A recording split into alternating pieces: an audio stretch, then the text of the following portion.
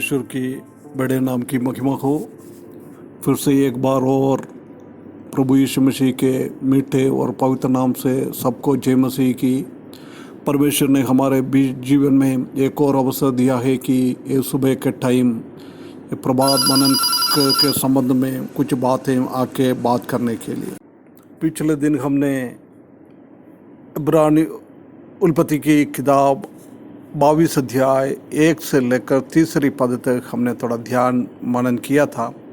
आज हम 4, 5, 6 इसको हम देखेंगे।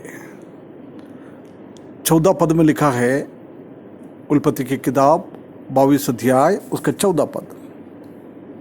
तीसरे दिन इब्राहिम ने आंखों उठाकर उस स्थान को दूर से देखा। तीसरा दिन हम जानता है कि परमेश्वर ने जब उसको आज्ञा दिया है, जब उसने पूरा रात को पूरा तैयारी करते हुए सुबह निकल गया है, 3 दिन वो जंगल से वो चल के आया। हम जानता है कि कितना परेशानी, कितना तकलीफ़ उठाते हुए वो आ रहा था। लकड़ियाँ सब कुछ ऐसी आ रहे, वो भी नहीं, उससे भी बढ़कर उनका हृदय के अंदर ऐसी तलवार निकल रहा था। मैं अभी मेरा ये बेटे को ले जा रहा है, परंतु वापस मैं इसी रास्ते से घर के लिए निकलेगा जब मेरे साथ मेरा बेटा नहीं होगा।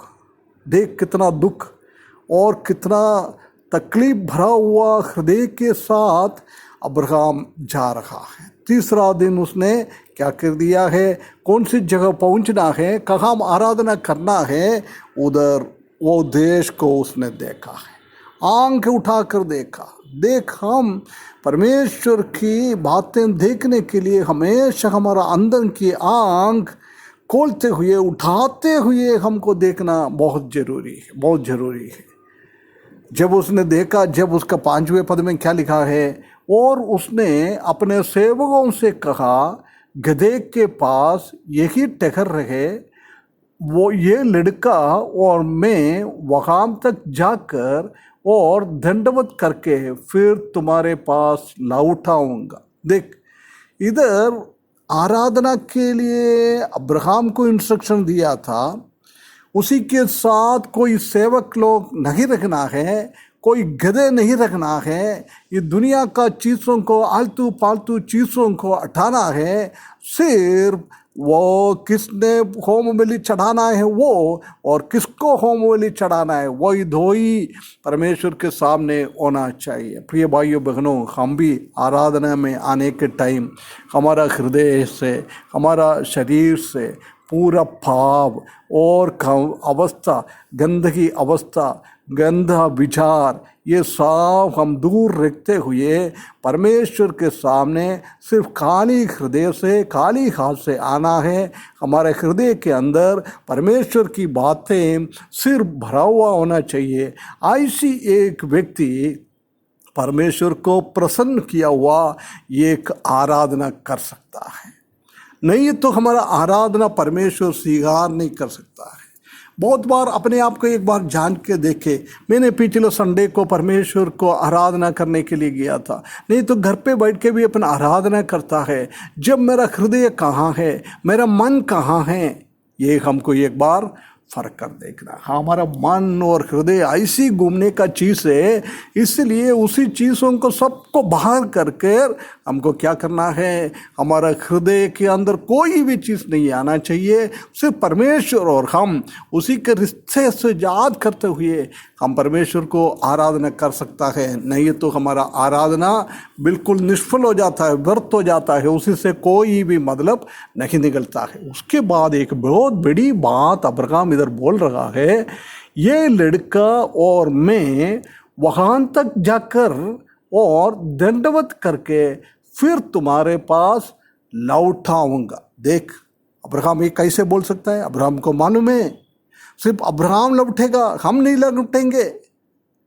परंतु अब्राहम 10 लोगों से यही बात करके जाता है, वो दोनों लौट कर आ जाएंगे। रोमियो की किताब में हम देख सकते हैं कि अब्राहम के ये होमली के बारे में लिखा है, जब अब्राहम ने ऐसी विश्वास किया है मेरा बालक जलते हुए एक आश बन जाएगा, भस्म बन जाएगा, उसके बाद भी वो भस्म से उनको वापस लेके आने के लिए मेरा परमेश्वर सक्षम है। ये विश्वास था उनका, एक अच्छा एक अटूट विश्वास परमेश्वर के ऊपर, इसलिए वो बता रहा है हम दोनों वापस आ जाएंगे। उसके बाद 6वें पद में ऐसा लिखा है, सो इब्राहिम ने होमबलि की लकड़ी ले अपने पुत्र इसहाक पर लादी और आग और छुरी को अपने हाथ में ले लिया और वे दोनों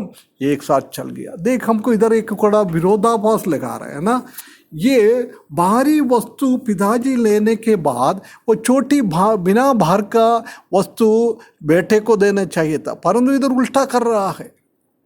इसहाक के ऊपर वो होमबलि चढ़ाने का वो लकड़ी उसी के ऊपर लगा के बाकी उनके पास दोनों एक साथ चल रहा है। पिताजी के पास क्या क्या है? आग और चूरा है, चूरा से उसको काटना है, आग से उसको जलाना है।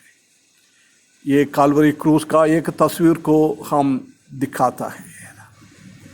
प्रभु यीशु मसीह इस दुनिया में आया जब हम जानता है कि हम पूरा दुनिया का पाप का बोझ अपने कंधे पे उठाते हुए वो लकड़ी का क्रूस, भारी क्रूस अपने कंधे पे उठाते हुए वो चल रहा है।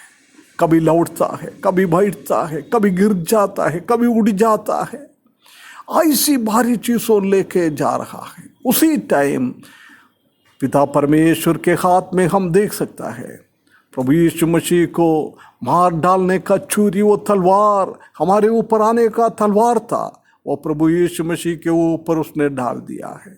वो नरक के नित्य दंड का आग हमारे ऊपर आने का था, वो परमेश्वर ने अपने एकलौते बेटा प्रभु यीशु मसीह के ऊपर डाल दिया है हमको बचाने के लिए। परमेश्वर का प्रेम हम देख सकता है कि वो तस्वीर इधर हम देख रहा है। प्रिय भाइयों बहनों, जब हम हमारे अपने ऊपर एक बार याद करें, हम पापी थे, हम पाप का भार वो उठाने वाले लोग थे, परंतु उसमें से हमको स्वतंत्र करने के लिए प्रभु यीशु मसीह ने हमारा पूरा बोझ अपने ऊपर उठा लिया है। प्रभु परमेश्वर का दंड उसने सह लिया है, वो तलवार उसी के ऊपर आ गया है, वो आग उसी के ऊपर आ गया है। अंधेरे के 3 लंबा घंटे में उसने सब सह लिया है। कोई भी सुसमाचार लोग उसके बारे में नहीं लिखा है वो 3 घंटे के अंदर क्या हो गया है। यही चीज़, वो तलवार, वो आग उसी के ऊपर आ गया है। पिता परमेश्वर का प्रेम हमारे ऊपर, पुत्र प्रभु यीशु मसीह का प्रेम हमारे ऊपर कितना बड़ा था, इसलिए हमारा छुटकारे के लिए प्रभु यीशु मसीह ने ये सह लिया है। ये याद करते हुए एक अच्छा मसीही जीवन बिताने के लिए परमेश्वर इस वचन के द्वारा हमको सकायदा करे, उसकी बड़ी नाम की महिमा हो।